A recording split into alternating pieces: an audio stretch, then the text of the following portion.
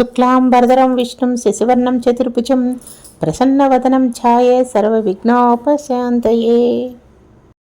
మనం ఇప్పటి వరకు వాలి సుగ్రీవులకి యుద్ధం జరుగుతున్నది అక్కడ వరకు చెప్పుకున్నాము. తర్వాత ఏమైందో కథను మనం చెప్పుకుందాం. రామాయణ మహాకావ్యాన్ని మనం తెలుసుకుందాం. సుగ్రీవుడికి బలం తగ్గిపోతూ ఉంది. రాముడు వస్తాడని మళ్ళీ దిక్కులు వంక చూస్తూ ఉన్నాడు.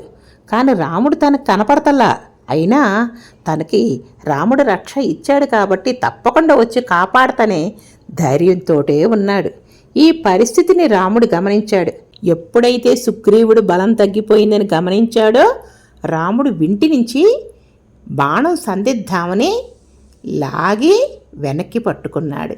ఆ వింటి నారి నుంచి వచ్చిన ధ్వనికి మృగాలన్నీ పారిపోయినాయి. కొన్ని వేల పక్షులు గుండెలు బ్రద్దలై కింద పడిపోయినాయి. కొన్ని పక్షులు ఆకాశంలోకి ఎగిరిపోయినాయి.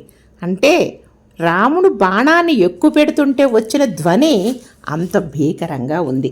ఏమిటి ఏదో ధ్వని వస్తుందే అని వాలి తల తిప్పి రాముడు ఆ ధ్వని వచ్చిన వైపు చూడబోయాడు. ఆ చూసే లోపే రాముని వింటి నారి నుంచి వచ్చిన బాణం వాలిని తాకి వాలి కింద పడిపోయారు. అంత వేగంగా రాముని బాణం వచ్చి తగిలింది.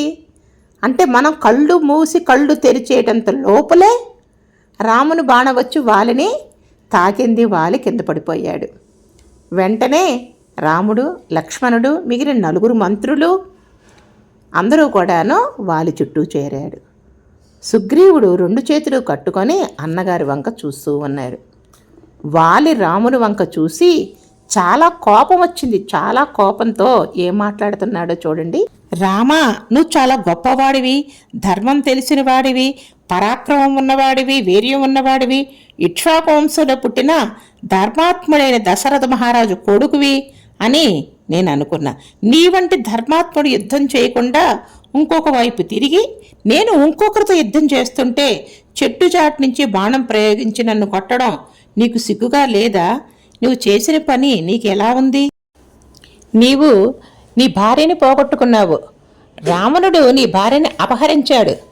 నా సహాయం కోరితే రావణాసురుణ్ణి తీసుకొచ్చి నీ పాదాల దగ్గర పడేసేవాడిని. అతను స్వర్గలోకంలో ఉన్నా, పాతాళ లోకంలో ఉన్నా, ఈ భూలోకంలో ఉన్నా, ఎక్కడ ఉన్నా కూడా తీసుకొచ్చి నీ దగ్గర పడేసే శక్తి నా దగ్గర ఉంది. అంతటి బలవంతుడిని నేను. అటువంటి వాడిని నా సహాయం పొందకుండా నా తమ్ముడు సుగ్రీవుడు సహాయం పొంది సుగ్రీవుడి కోసమే నన్ను చంపావు. ఇది కిరాయి హత్యే కదా, ఈ పని నువ్వు చేయవచ్చా అని ఇంకా మాట్లాడడానికి ఓపిక లేదు. ప్రాణం పోతూ ఉంది. ఇంకా తలదించుకొని కూర్చుండిపోయాడు. రామునికి చాలా కోపం వచ్చింది.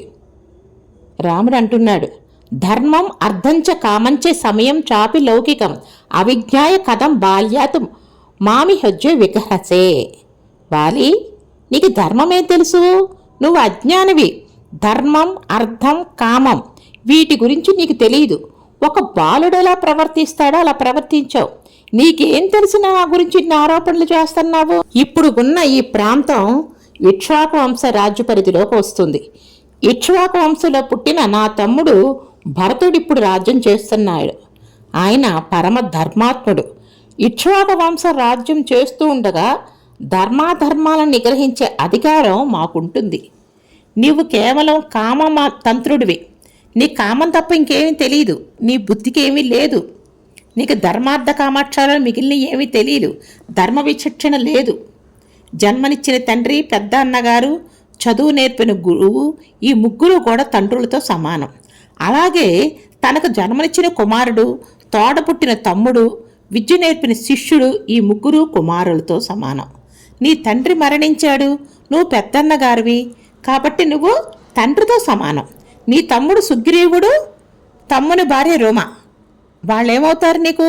తమ్ముడు కొడుకుతో సమానం, తమ్ముడు భార్య కోడలతో సమానం. కోడలతో సమానమైన రొమని నీవు చెరబట్టావు. సుగ్రీవుడు బతుకున్నాడని తెలిసి కూడా ఆమెని నీ దగ్గర పెట్టుకున్నావు. ఇవి ఎంత తప్పు! కాబట్టి శిక్షించవలసిన అవసరం ఉంది. మేము ఇక్ష్వాకు వంశస్థులం గనక మేము రాజ్య పరిపాలనలో ఏదైనా మంచి చెడు అనేది కూడా మేము నిర్ణయించాల్సిన పరిస్థితి ఇది. సుగ్రీవుడు బతుకున్నాడని తెలుసు, ఋష్యముఖ పర్వతం మీద ఉన్నాడని నీకు తెలుసు. అయినా రుమతోటి నీవున్నావు. మామగారు కోడలతో ఉంటే ఎంత దోషమో అటువంటి దోషాన్ని నువ్వు అనుభవించావు. కనుక దీనికి మేము వేసే శిక్ష మరణశిక్ష.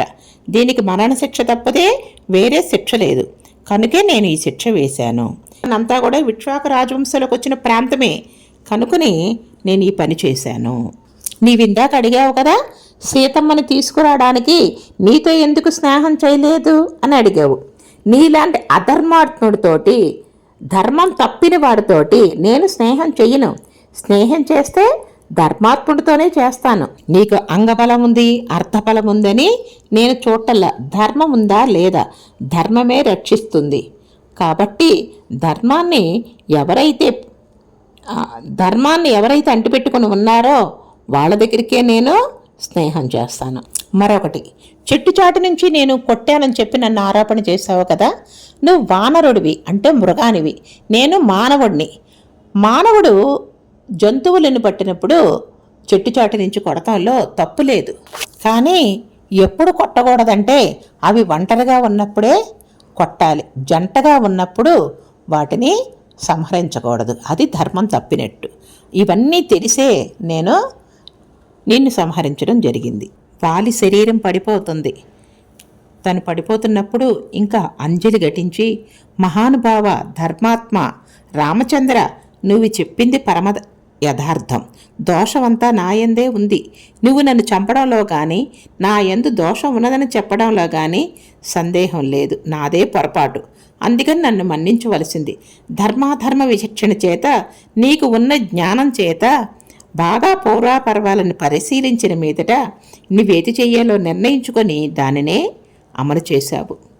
నీ వంటి గొప్ప వ్యక్తిత్వం ఉన్నవాడిని నిన్ను చూశాను రామా, నేను పొంగిపోతున్నాను. అటువంటి నీ చేతిలో మరణమైనా నాకు స్వర్గమే.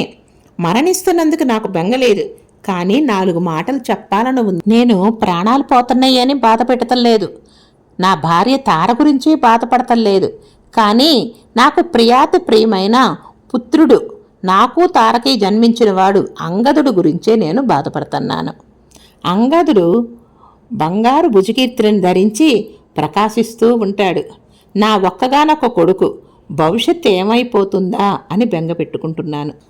అటువంటి అంగదుడి శ్రేయస్సుని, అతని అభివృద్ధిని రామా సర్వకాలమునందు నువ్వే చూడాలి.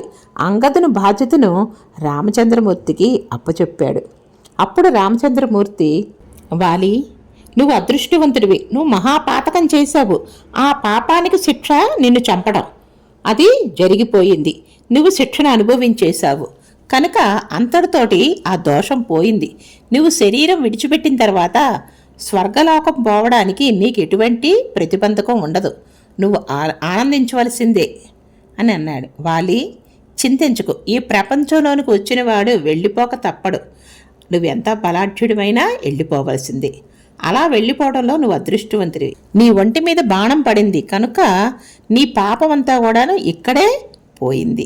వాలి, పినతండ్రి అయిన సుగ్రీవుడి మూలంగా నీ కుమారుడికి ఏదైనా బాధ కలుగుద్దని నువ్వు బాధపడుతున్నావేమో. అంగదుడికి నేను చూసుకుంటాను. అంగదుడికి రావాల్సిన వైభవాన్నంతా కూడాను నేను కటాక్షిస్తాను. యువరాజు పట్టాభిషేకం చేయిస్తాను. అంటే చూడండి, రామచంద్రమూర్తి వాలికిచ్చిన మాట ప్రకారం అంగదుడిని యువరాజుని చేశారు. యువరాజు పట్టాభిషేకం అంటే మనందరికీ తెలిసిందే. ఇప్పుడు వాలి తర్వాత సుగ్రీవుడు రాజుగా ఉన్న సుగ్రీవుడి తర్వాత పరిపాలించవలసింది అంగదుడు అని. అంటే ముందుగా యువరాజు పట్టాభిషేకం ఎవరికి చేస్తారో ఆ రాజు తర్వాత వీళ్ళు వచ్చేస్తారన్నమాట రాజ్యాధికారానికి. వాలి పడిపోయిన విషయం తెలుసుకొని వానరులందరూ కూడా పరిగెత్తుకొని వస్తున్నారు. తార కూడా పరిగెత్తుకుంటూ వచ్చింది. ఏమిటి, భర్త అలా పడిపోయాడా? నాకు ఈ రాజ్యము కొడుకు ఎందుకు? నేను భర్త దగ్గరికే వెళ్ళిపోతాను అని కింద పడిపోయిన వాలిని చూసింది. నేను చెప్తూనే ఉన్నాను, సుగ్రీవుడి భార్యని అపహరించి తెచ్చావు, ప్రమాదం వస్తాను నేను చెప్తూనే ఉన్నాను. నా మాట వినలేదు. ఈ పరిస్థితి తెచ్చుకున్నావు. భర్త శరీరం పడిపోయి ఉండటం చేత ఆమె ఏడుస్తూ ఉంది. ఆమెను హనుమ ఓదారుస్తున్నాడు. అమ్మా, నీవిలా విలపించకూడదు. జరగవలసిన అన్నీ కూడాను కార్యక్రమాలన్నీ గురించి ఆలోచించు అని చెప్పి అన్నాడు. వాలి చాలా బలవంతుడు, నాకంటే బలవంతుడు ఎవరూ లేరని విర్రవీగాడు. ఆఖరికి మరణించవలసి వచ్చింది. పుట్టిన ప్రతి వాళ్ళు కూడా గిట్టక తప్పదు అంటారు. వాలి సుగ్రీవుడితోటి, సుగ్రీవా నేను వెళ్ళిపోతున్నాను, నాకు అంగదుడు ఒక్కడే కొడుకు, వాడు నా కోసం నేల మీద పడి భూమి మీద పడి కొట్టుకొని ఏడుస్తున్నాడు. ఎంతో గారాభంగా పెంచాను, సుఖమే కానీ అతనికి దుఃఖం అనేది తెలియదు. నా కొడుకుని జాగ్రత్తగా చూసుకో, నువ్వే రక్షించు నా కొడుకుని. తండ్రి ప్రేమ చూడండి ఎంత గొప్పదో. తను చనిపోయే సమయంలో కూడా కొడుకు అంగదుడి గురించే ఆలోచిస్తున్నాడు అని అన్ని జాగ్రత్తలు సుగ్రీవుడికి చెప్తున్నాడు. సుగ్రీవ, నా తండ్రి ఇచ్చిన మహేంద్రమాల నా మెడలో ఉంది. నా ప్రాణం కానీ పోతే నా శరీరం శవమైపోతుంది, ఆ మాల అపవిత్రమైపోతుంది. నా ఊపిరి వెళ్ళిపోకుండానే దీనిని తీసి నీకు ఇచ్చేస్తున్నాను. ఇది జయాన్ని తీసుకొస్తుంది. ఇది శవానికి అలంకారంగా ఉండకూడదు. శవం మీద ఉన్న ఏది కూడాను నిష్ప్రయోజనం అయిపోతాయి, వాటికున్న శక్తి పోతుంది. అందుకని తనంతన తానుగా ఆ మెడలో ఉన్న మాలను తీసి సుగ్రీవుడి మెడలో వేశాడు. వెంటనే ప్రాణం పోయింది. వాలి మరణించాడు. జై శ్రీరామ్.